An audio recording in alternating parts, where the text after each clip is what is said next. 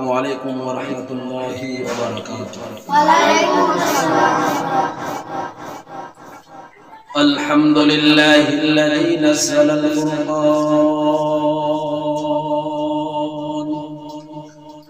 على عبده ليكون للعالمين نذيرا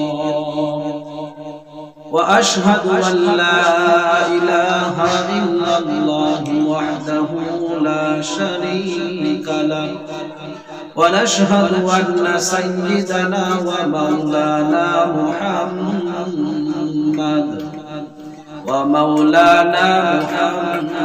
محمدا عبده ورسوله صلى الله تعالى عليه وآله وأصحابه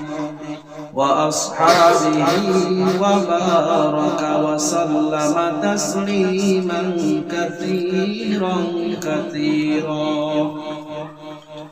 الذي أرسله الله تعالى بالحق بشيرا ونذيرا وداعيا إلى الله بإذنه وسراجا منيرا أما بعد فأعوذ بالله من الشيطان الرجيم بسم الله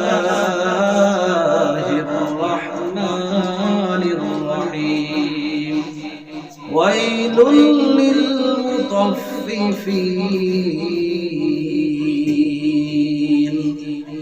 صدق الله العظيم اللهم صل على محمد وأنزله المقعد المقرب عندك يوم القيامة সমস্ত প্রশংসা সেই মহান আল্লাহ তাআলার জন্য যিনি আমাদের সকলকে দিনের মাহফিলে বসার তৌফিক দান করলেন। এজন্য আমরা সকলে অন্তরের অন্তঃস্থল থেকে একবার শুকরিয়া আদায় করছি আলহামদুলিল্লাহ। লক্ষ কোটি দরুদ এবং সালাম বর্ষিত হোক বিশ্ব নবী জনাবে মুহাম্মদুর রাসূলুল্লাহ সাল্লাল্লাহু আলাইহি ওয়াসাল্লামের। সম্মানিত উপস্থিতি, আমি আপনাদের সামনে পবিত্র কালামুল্লাহ সূরা মুতাফফিফিন থেকে একটি আয়াত মাত্র তেলাওয়াত করেছি। আল্লাহ পাক যদি তৌফিক দান করেন তাহলে এই আয়াতকে সামনে রেখে মুখতাসার কিছু আলোচনা করব ইনশাআল্লাহ। আল্লাহ পাক রব্বুল আলামিন পৃথিবীতে মানুষকে পাঠিয়েছেন। আমরা পৃথিবীতে চলি, পৃথিবীতে চলতে হলে লেনদেনের প্রয়োজন আছে। মুআমালাত মুআশারাত আমাদের ঠিক করতে হবে, লেনদেন ঠিক করতে হবে। অনেক মানুষ আছে পৃথিবীতে চলাফেরা করে যাদের ব্যবসা বাণিজ্যটা হয়েছে হারাম। অনেক মানুষ আছে পৃথিবীতে ব্যবসা বাণিজ্য করে হালাল ভাবে। সম্মানিত সুধী, আল্লাহ পাক কোরআনে বলেন ওয়াইলুল লিল মুতাফফিফিন,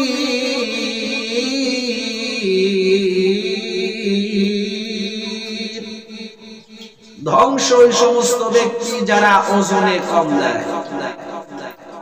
আল্লাযীনা ইযা তালু আলান নাসি ইস্তাওফুন। আল্লাহ পাক রব্বুল আলামিন বলেন ওই সমস্ত মানুষের জন্য রয়েছে ধ্বংস, ওয়াইল নামক জাহান্নাম, যারা মানুষদেরকে ওজনে কম দেয়। মানুষদের থেকে যখন তারা নেয় তখন ওজনে পরিপূর্ণ মাত্রায় নেয়, আর মানুষকে যখন ওজন করে করে দেয় তখন ওজনে কম দেয়। এই সমস্ত মানুষের জন্য রয়েছে ধ্বংস।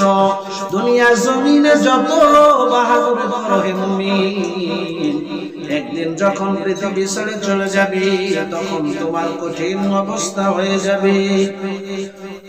ইমাম আবু হানিফা রাহমাতুল্লাহি আলাইহি, আল্লাহর ওলি ইমাম আযম ইমাম আবু হানিফা, তিনি একজন ব্যবসায়ী ছিলেন। কাপড়ের ব্যবসায়ী। কিসের ব্যবসায়ী? ইমাম আবু হানিফা একবার কাপড় নিয়ে আসলেন। আসার পর কর্মচারীকে বললেন, বাবা ওই যে কাপড় রাখলাম ওই কাপড়ের মধ্যে একটা ত্রুটি আছে, তুমি ওই কাপড়টা বিক্রয় করার সময় খরিদ্দারকে বলে দিবা যে এই কাপড়ের মধ্যে ত্রুটি আছে, আপনি ইচ্ছে করলে নেন, না হয় না নিতে পারেন। কিছুদিন পর ইমাম আবু হানিফা দোকানে আসার পর কর্মচারীকে বলল, বাবা আমি যে কাপড়টা তোমারে দিয়েছিলাম ত্রুটিযুক্ত কাপড়, কাপড়টা কি করেছো?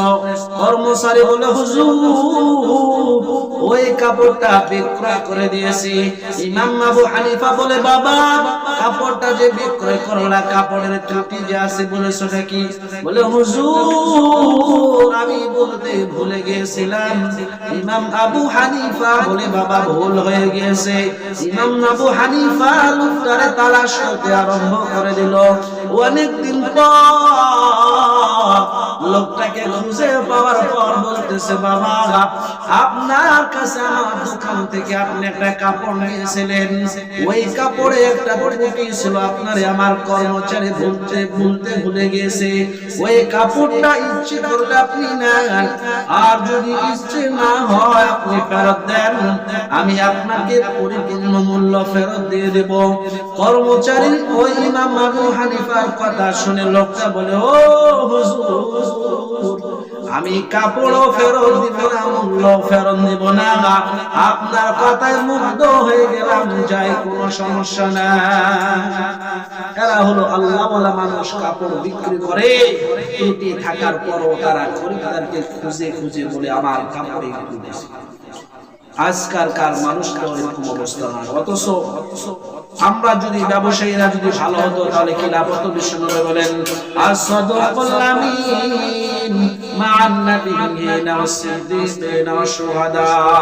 যারা বিশ্বস্ত ব্যবসায়ী হবে, ভালো ব্যবসায়ী হবে, দোকানদার হবে, পয়গম্বর বলেন এই সমস্ত ব্যক্তিগণ, নবীগণ, সিদ্দিকগণ, শহীদগণের সাথে জান্নাতে থাকবে। জোরে জোরে বলুন সুবহানাল্লাহ। দুনিয়ার জমিনে যদি আল্লাহ ওয়ালা হতে চাও, ব্যবসায়ীর মাধ্যমে আল্লাহ ওয়ালা হওয়া যায়। ব্যবসায় মানুষ যদি হয়, ঠিক মতন নামাজটা আদায় করে আর ব্যবসা যদি করে, ওই দোকানের মধ্যে আমার আল্লাহ দোকানেও বরকত দিয়ে দেন। আল্লাহ তাআলা একজন গোলাম দোকানদার দোকানে করে, কিন্তু দোকানদার সারাদিন দোকান করার পর তার দোকানে কোনো মানুষ আসে না। আজান হয়ে গেল, এমন এক সময় আল্লাহ তাআলা গোলাম এসে বলে, আমি আপনার কাছ থেকে কিছু নিতে চাই।